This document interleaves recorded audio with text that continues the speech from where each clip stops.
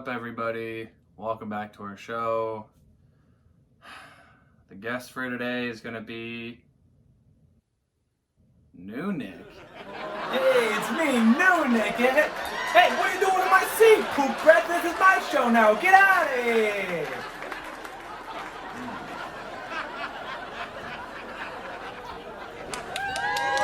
Hey, what's up, everybody? Wait, how did he leave? There's doors over there. Nah, who cares? Anyway, welcome back to Happy Foo Year, y'all. This is New Nick, and I will never not post for 3 months. But seriously, thank you so much for sticking around and being patient throughout pretty much the entire summer. With the world around us changing each and every day, sometimes it can feel just a little bit overwhelming. But YouTube and music have always helped to bring me back to what I love. Chances are, if you're here, then you feel similarly. And if by some strange miracle, any of your days have included me or my music, I am extremely humbled, grateful, and excited to be back making content for you all. Now, without further ado, since it's been a while since the last video, I'm gonna have to take a look at some notes and see where we left off. So, if you don't mind. Okay, I think I found him. Alright, let's see him. Aha! Alright, that's where we left off. Welcome back to Happy Foo Year, a retrospective looking back at every recorded Foo Fighters album to celebrate the band's 25th anniversary. My name is New Nick, and it's so good to be back that I've been wearing this hoodie for the past 3 days. Today we're taking a look at the album Wasting Light, an episode that I have been very excited to cover. But if you're not caught up with the series till now, or you just want a little refresher before this episode, be sure to check out the rest of the series up in the little eye guide here. Oh my god. Maddie!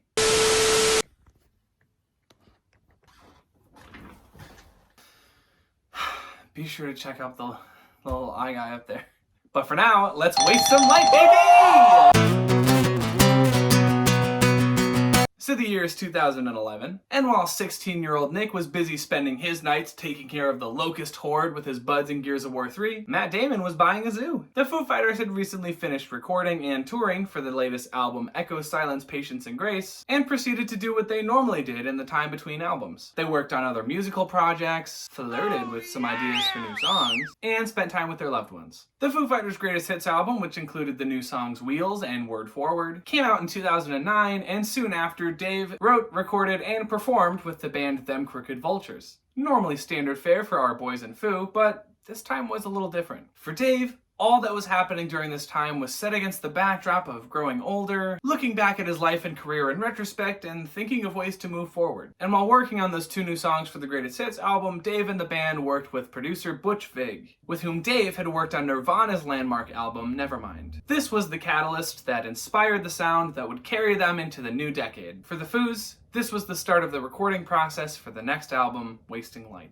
Once Dave and the band had committed to working with Butch again, a couple of huge changes in way of the approach to recording the next album were made to differentiate it from the last few. For starters, the band wanted Wasting Light to sound more raw and primal sounding compared to the last couple of albums, which were a bit more experimental. They wanted Wasting Light to sound a little bit more Rock and roll. You know, like playing loud music with your buds in someone's garage back in the old days. And so, to achieve this more raw, primal, and rock and roll sound, the Foo settled on not only recording to analog tape instead of digital recording, but they also literally recorded in Dave's garage.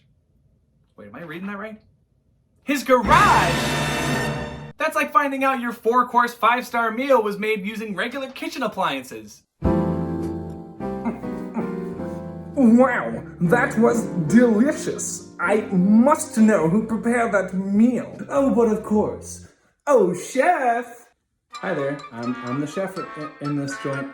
How can I do you for? I mean, the lamb chops, the hors d'oeuvres, this dessert that's just a single drop of chocolate sauce spread out across a plate that costs $45.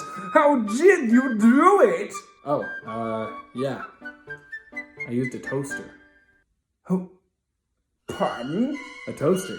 You use them to toast stuff mostly, but they can really do anything. Wait, slow down. In fact, I've been a fucking toaster this whole time. Oh my goodness. Is this the... Oh, Ashton, come on out. Where are you? But before any recording could happen, they needed songs to record in the first place. So when Dave was on tour with Them Crooked Vultures, he started writing and recording demos for the next batch of Foo songs.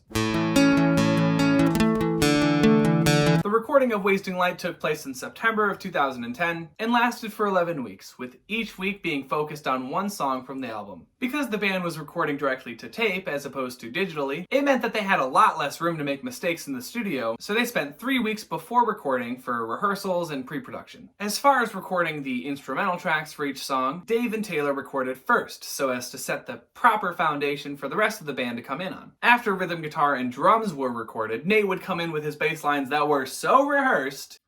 How rehearsed were they? They were so rehearsed that he was able to come in and knock each and every song out perfectly on the first take. Lastly, Chris and Pat, who was officially recording as a permanent member of the Foo Fighters for the first time since The Color and the Shape back in 1997, would lay down their respective guitar parts to round out each song. Now, having 3 guitarists play at the same time sounds like it would be overwhelming, but the band had a couple of ways that they used to remedy this. Pat played a baritone guitar, which meant that it could be tuned lower and live in its own separate frequency so as not to get in the way of the other guitars. On top of that, each guitarist had his own style of playing. Dave was right up the middle, providing enough harmonic content so that the rest of the band could come in and plug their parts. Chris is more melodic driven, in that his guitar parts are more about accenting the chord progression and playing solos. And then Pat provided the big wall of sound that each song needed to really beef it up. He added the muscle. After the band had recorded their parts, Dave came into the isolation booth, posted next to the garage studio in a study next door, and laid down his vocals, which he wanted to have maximum emotional potential, so he would scream until he got headaches. Coffee break. Ugh. It's cold now. Now, being able to distill a band down to its basic components like that is exactly the skill that Dave hired Butch Vig for. Dave wanted to record a career-defining album, one that people would associate with the band for years to come. Albums like Back in Black by AC/DC and The Black Album by Metallica were used as examples and inspirations in this regard. And I think Butch and the Boys did a fantastic job in that way. But Butch and the Boys weren't alone. Another core component of the Foo Fighters in their more recent years was collaboration, and this album was no exception. Among those that the band collabed with was Bob Mould from the band Husker Du. There's the umlauts, there are umlauts. Who provided guitar and vocals on the song Dear Rosemary, Fee Waybill of The Tubes, who provided vocals on Miss the Misery, and Dave and Pat's former Nirvana bandmate Krist Novoselic, who played bass and accordion on the song I Should Have Known, a song that was partially inspired by their other former bandmate Kurt Cobain. Also included are members of the Foo's touring band, keyboardist Rami Jaffe, Jesse Green on violin, and percussionist Drew Hester. After the recording process had finally wrapped up, Butch and the Boys listened to the final album mix on each of their car stereos, because if it sounds good on a lousy stereo, it will sound good anywhere.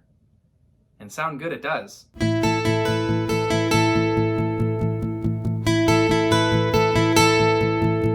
Wasting Light was the very first Foo Fighters album that I ever owned, and I distinctly remember going out and buying it from Best Buy. It was sitting on a Father's Day gift rack right at the front of the store, and on a sticker that was attached to the wrapping on the outside it said, "Please play at maximum volume." What, was I just gonna ignore the sticker's commands? The album starts by blowing your eyebrows clean off with the album opener Bridge Burning, and just keeps getting better from there. As my first full experience with the band, it helped form one hell of a first impression. Wasting Light is distilled Foo Fighters at its best, loudest, and most melodic, with each song feeling like it has its own life, like its own story that still feels like it fits within the narrative that the album is providing. I won't give you my track highlights, but I will encourage you to just listen to the album in its entirety. Aside from 1 or 2 songs, this album is nearly perfect. And even so, the songs that I don't like as much are still outstanding if just for the production and musicianship of the band alone. And if Wasting Light is what turned me into a Foo Fighters fan, then the accompanying documentary Back and Forth is what made me want to become a musician for good. Aside from being one of the biggest and most helpful resources for finding information for this entire video series, it's also both a behind-the-scenes look at the recording process of Wasting Light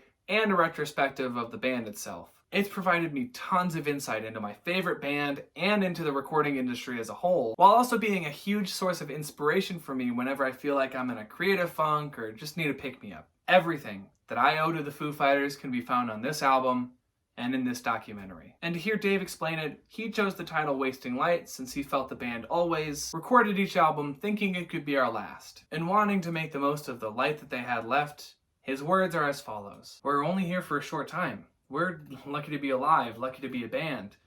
I don't take any of this for granted. I don't want to spend my time looking backwards.